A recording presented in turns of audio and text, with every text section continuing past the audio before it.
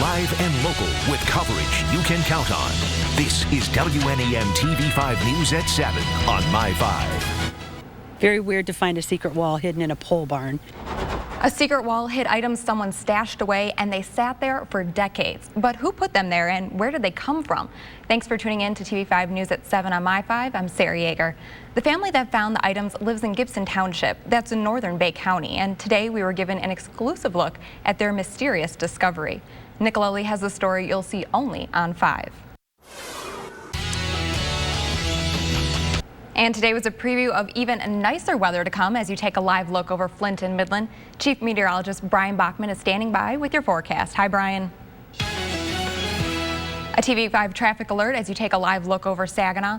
It'll be slow going over some of the city's bridges for another day. Crews begin inspecting the 5 bridges over the Saginaw River today, beginning with Center Street. There will be sporadic lane shifts during these inspections. Work is expected to wrap up tomorrow afternoon at 4. And construction will mean a detour on a mid-Michigan highway. Crews will set beams for the bridge on M13 over the Flint River. That's near Birch Run. M13 will be closed completely starting Monday morning at 6. Once the beams are set, the road will reopen as a single lane with alternating traffic. Work should wrap up by Friday morning. And those traffic alerts bring us to a story that might make you think twice about driving over the bridges in your area. A new report shows many bridges are structurally deficient, and a good number of them are right here in mid-Michigan, and they're still open. Frank Turner has an I-Team report. While the $1.2 billion road bill signed last year doesn't earmark anything specifically for bridges, it does give local road commissions the option to use some of that money for bridge repairs.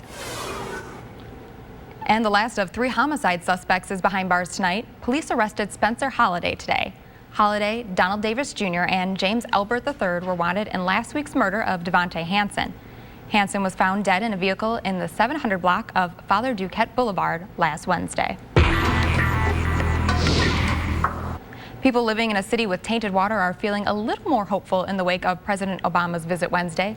But what does his stopover mean for Flint in the long term? TV5's Elena Holland talked with some people who say Flint needs shovels in the ground now. TV5 and My 5 have covered the crisis extensively for the past 2 years, and you can watch our stories and look at a timeline of events in a special section on WNEM.com. Caitlyn Jenner in the headlines again. The former Olympian has an upcoming photo shoot that has some people seeing red. And the man accused of poisoning food at a supermarket is formally charged. Find out what he's telling investigators.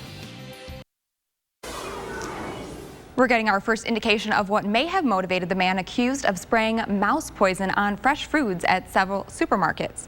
29-year-old Kyle Bessemer of Ann Arbor was formally charged only hours ago with 4 felony counts of food poisoning. The former Midland resident told investigators he suffers from mental issues and believes someone was trying to poison him. The charges relate to incidences in Ann Arbor, but he's suspected of similar activity in several stores in mid-Michigan. James Felton spoke with a health expert about what to do if you bought some of the affected food. Bessemer pleaded not guilty in court today. He remains jailed in Washtenaw County, and bail was set at $250,000. Count on TV5 for continuing coverage of this story on air, online, and on your mobile device. A family displaced after a fire breaks out in their kitchen. Investigators tell us how they managed to make it out alive. That's next. But first, here's Brian.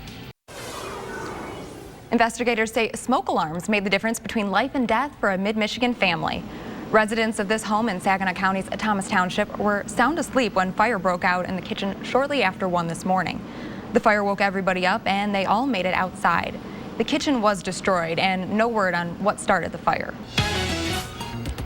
In dollars and cents, biting your nails is a bad habit, but one company is encouraging you to do just that.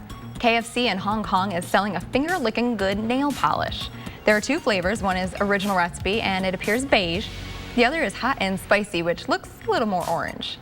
And we've all been there. You get on a flight and you pray you won't be stuck next to a crying baby. Well, JetBlue has made crying babies an airline passenger's best friend. On a flight from New York to LA, attendants promised flyers that for every crying baby, all passengers would get a 25% discount. Naturally, by the 4th fussy baby, passengers were cheering on the tears and everyone scored a free flight. Max did it. Let's give it up for Max. The event was aimed at promoting patience for traveling moms just in time for Mother's Day. All new on TV5 News at 10 on My 5. He's officially charged with food poisoning at grocery stores, but who is Kyle Bessemer? TV5 is digging into his past. And a local family knows the value of smoke detectors firsthand. Find out how programs can get these lifesavers into your hands. And on TV5 News at 11, Donald Trump talks about playing the woman card, which inspires a brother and sister to create the real deal. We'll explain. And it looks like Caitlyn Jenner is going to be a cover girl for Sports Illustrated. Sources say the 66-year-old will appear nude on the summer issue, concealed by her Olympic medal and an American flag. It'll be the celebration of the 40th anniversary of her world decathlon record at the 1976 Olympics when she was Bruce Jenner. The story has people sounding off on our Facebook page. Christina Jean says it doesn't matter who you are, you shouldn't disgrace the flag by posing nude behind it. Celeste calls this a slap in the face for those waiting for their chance at recognition. And Nancy says Jenner shouldn't pose nude for any magazine. And Rick predicts Sports Illustrated will go belly up within a year. Well, what do you think? Post your comments on the TV5 Facebook page. And thanks for joining us tonight. We hope you have a good night. Get out there and enjoy the warm weather, and we'll see you again tonight.